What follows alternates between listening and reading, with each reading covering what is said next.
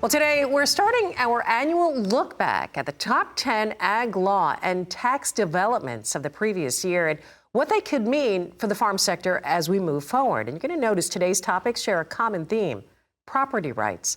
Roger McEowen with the Washburn School of Law joins us now for a breakdown. Roger, always a pleasure. So I said before we went to camera, I love these countdowns. I love what you've put together for us. So let's start with what's coming in at number 10. Well, good to be with you, Suzanne. At number 10, I've got a U.S. Supreme Court opinion involving the authority of states to enter into water compacts or agreements as to how they're going to allocate water amongst them without involving the Congress. Now, the Constitution does require that the states have to go through the Congress if the federal government has an interest. And the specifics of this case involve water in the Rio Grande Basin and the allocation amongst Texas and New Mexico and Colorado. Well, the Congress approved the original compact in 1939, but since then, agriculture has changed substantially. We have irrigation agriculture and so forth and other development. And so the states wanted to realign their rights to that water, and they tried to do it on their own, and they got pushed back by the Supreme Court in 2018, said, no, you got to bring in the federal government. They went ahead and did their own agreement. Subsequent court case goes back to the Supreme Court, and they said, no, there's a treaty with Mexico that's involved, as well as tribal rights. That means you've got to go through the Congress to get approval as to how you're going to reallocate that water. I think that's a really big deal for a lot of the Western states.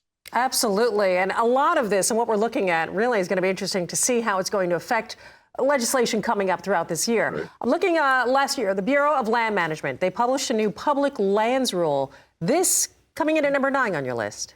Yeah, again, this is an issue involving property rights, primarily in the western part of the United States. This rule was part of the Biden administration's efforts to conserve at least 30% of U.S. land and water by 2030. And that's 245 million acres of public lands. And it really is a concern for grazing rights, and it's a big concern of cattle ranchers in the West because it's pretty vague in terms of when the federal government can have the land be set aside for mitigation or restoration purposes. And it's being challenged in multiple court cases.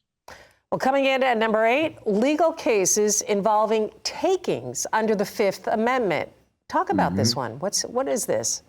2 more cases at the U.S. Supreme Court that they decided in 2024. One was involving a Texas farmer who farmed near the Gulf of America, and one was in California. Well, the one in Texas, the state of Texas came in and redid a road, and that road project ended up flooding out his ranch and destroyed it. Well, he lost a lot of cattle, he lost his crops, and he sued, and the state said, well, you can't sue us because the statute doesn't give you the right to do that. That went all the way to the U.S. Supreme Court. The Supreme Court unanimously said, yes, it does.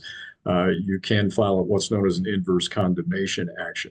The other one was out in California. A person wanted to build a residential home between Sacramento and Lake Tahoe along that highway there. And the state said, wait, we're not going to give you a permit unless you pay us $24,000 for a traffic impact mitigation fee. That went all the way to the U.S. Supreme Court. The Supreme Court said, no, you can't force somebody to pay you something to get a permit. That is also covered under the takings clause. This case is so important on how we move forward. Roger, always a pleasure. Thank you so much. I know we're going to be continuing this list as we move forward, a list of ag law and tax developments next week here on Market Day Report. Roger McEowen with the Washburn School of Law. Always a pleasure.